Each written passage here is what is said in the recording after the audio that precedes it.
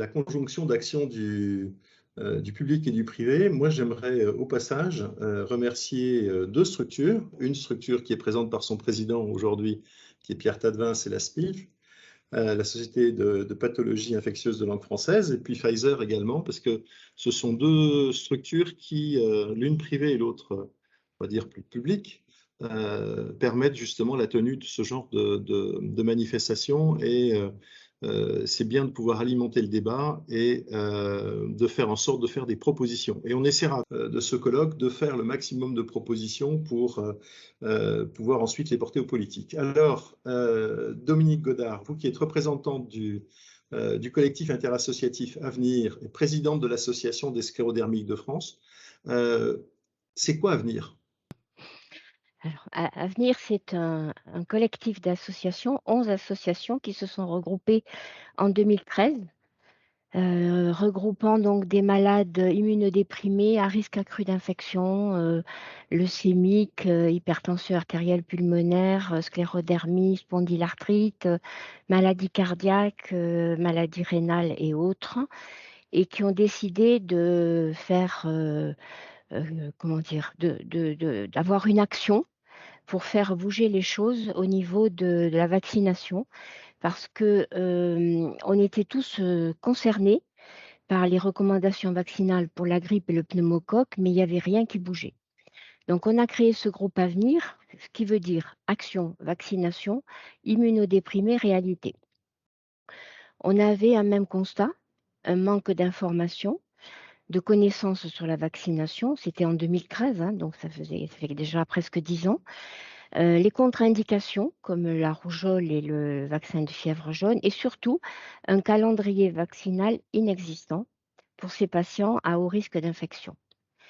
L'objectif de notre groupe, c'était de produire des données sur ces populations spécifiques, donc de malades à risque d'infection, et de comprendre leur parcours, les obstacles qu'ils pouvaient rencontrer au quotidien et au fil d'une année quand ils avaient besoin d'une vaccination, et surtout formuler des recommandations en les diffusant ensuite le plus largement possible. Donc, grâce à Avenir, on a atteint cet objectif avec 3 enquêtes réalisées à ce jour avec l'aide du docteur Loubet et le laboratoire Pfizer. Monsieur Loubet en parlera tout à l'heure. 2 colloques au Palais du Luxembourg en 2013 et 2016 qui ont eu aussi pas mal d'impact. La participation à la concertation citoyenne en 2016 avec le professeur Fischer. Des rencontres diverses avec, les ministères, les ARS, la DGS, la CNAM, pas toujours, suivies d'effet, mais on a pris des contacts et 3 campagnes de vaccination, enfin de promotion de la vaccination sur les réseaux sociaux et ça pour le grand public de façon à aussi, promouvoir la vaccination parce qu'on sait que la France est toujours, un peu réticente à la vaccination, même si c'est pour se protéger ou pour protéger les autres. En parlant de ça, je voudrais revenir sur la dernière, enquête, Avenir Pfizer réalisée en 2020 car elle fait apparaître des éléments, importants, que malgré tout ce qu'on a fait ou malgré tout ce qui est mis en place, la couverture vaccinale reste basse sur la grippe et le pneumocoque et certaines ne savent même pas ce que c'est que le pneumocoque. L'information est jugée insuffisante par les patients et leur parcours reste toujours compliqué, même s'il y a eu des améliorations. Une chose importante aussi, c'est la confiance dans la parole des associations de patients, qui ont quand même pris une place importante aujourd'hui et les professionnels de santé qui nous entourent, donc qui sont avec nous et qui nous aident à porter une parole scientifique et sécurisée. Il y a une chose aussi importante, c'est qu'on s'est rendu compte que la pandémie Covid-19 a eu un effet auquel on ne s'attendait pas, une meilleure connaissance des termes tels que comorbidité, patient vulnérable. Personne ne savait avant ce que ça voulait dire et on a appris aussi que quand on voulait, on pouvait. C'est-à-dire quand on met en place les moyens pour contacter rapidement si nécessaire tous ces patients, on y arrive. Donc ce sont des éléments à conserver dans le futur et à appliquer.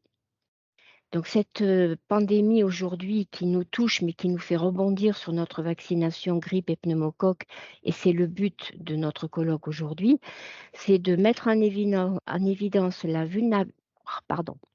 vulnérabilité des patients et la nécessité absolue de tout mettre en œuvre pour les protéger. Oui, pardon? Non, non, non, je vous Non, en prie. d'accord. Oui. Heu, il y a une chose importante aussi, je vous ai pas parlé parce que monsieur Charpentier a parlé tout à l'heure de la vaccination et des anticorps. Je suis pro-vaccination depuis très longtemps. Je me suis battue personnellement et maintenant j'ai rejoint le groupe Avenir parce que c'était aussi un but dans ma vie.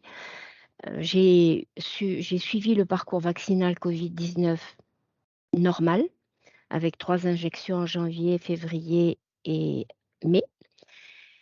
Je me suis sentie protégée évidemment, j'avais un vaccin donc j'étais relativement tranquille et puis, le couperet est tombé quand on m'a fait faire une, sérologie, je n'avais aucun anticorps.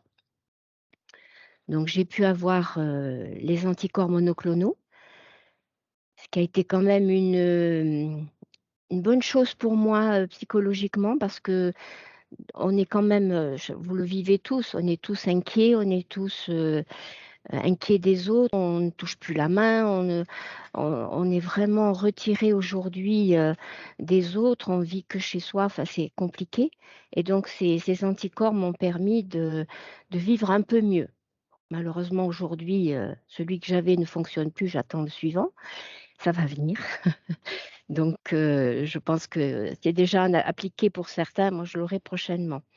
Et je voulais en revenir maintenant donc à cette pandémie, puisque c'est quand même lié, même si, c'est 2 choses différentes, le covid et nos vaccinations à nous. Le, le déploiement de la vaccination Covid-19, même si c'est décrié par certains, a pour nous été on est convaincus que ça a été un large succès. Car, il est important de ne pas oublier et de rappeler sans cesse que l'importance des vaccinations recommandées pour les adultes à risque d'infection et le besoin d'information sur ces populations, puisque on s'aperçoit quand même aujourd'hui que certains qui sont pas vaccinés, c'est parce qu'ils n'ont pas la bonne information aussi, même pour le covid.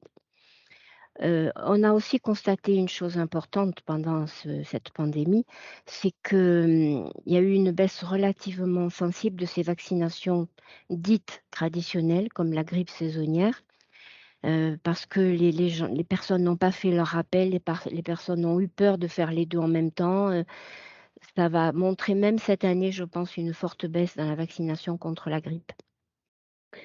Donc il faut, je pense, surfer sur cette vague de la pandémie, du Covid-19 et que tous les dispositifs innovants qui ont été mis en place par les pouvoirs publics, en coordination avec tous les acteurs de santé, bien évidemment, dans le cadre de cette campagne de Covid-19, puissent être pérennisés et renforcés et transférés un peu à tout ce qui est vaccination traditionnelle, dont la grippe saisonnière et le pneumocoque.